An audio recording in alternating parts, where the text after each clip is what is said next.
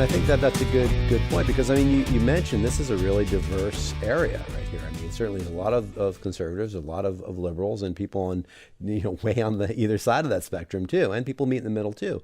And I think that you're right. Nobody likes to pay taxes. Sure. I mean, we all want to keep our taxes low if we can, and we all want to be as fiscally responsible as we can. But you alluded to it. I mean, you also have to help people. I mean, that's what the job entails, is helping people in the area, in the district. So how do you balance those things? I mean, how do you say, well, we're going to spend some money, and maybe we want to raise more money because we need more money to do things like infrastructure, or civil servants, or helping people that maybe need help, that are at the lower end of the economic scale. How do you balance all those things, and how do you make those decisions about what the priorities are?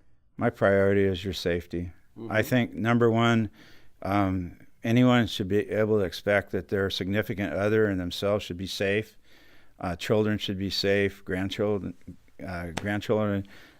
should be safe. So I've always leaned towards making sure we could give the sheriff as much as he could need. We need a new jail. I mean, there's just not enough room. The jail's inadequate because they've turned it into a county prison, excuse me.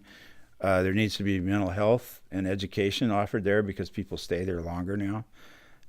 That's important. So I always put that as a priority, and that gets me a little sideways with any other function of government that we have to cut.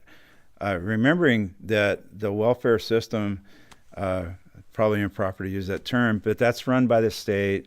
Most of the money comes from the state and is mandated by the state. We're simply handlers of the money. We pass it through. So we don't directly cut back or do anything there. Where we have to look is police, fire, probation, the jail, the libraries, administration is where we have the most discretion. Then there'll be public works and development services. We have discretion. Remembering everything else, mental health, and all that's pretty much mandated money, and it's a pass-through. So I think I answered your question. I always put your public safety first, and everything else, we got to prioritize how we cut it. People get upset with that, but I think we expect that of government. That's why we have government, because there are bad people out there that do stupid and bad things.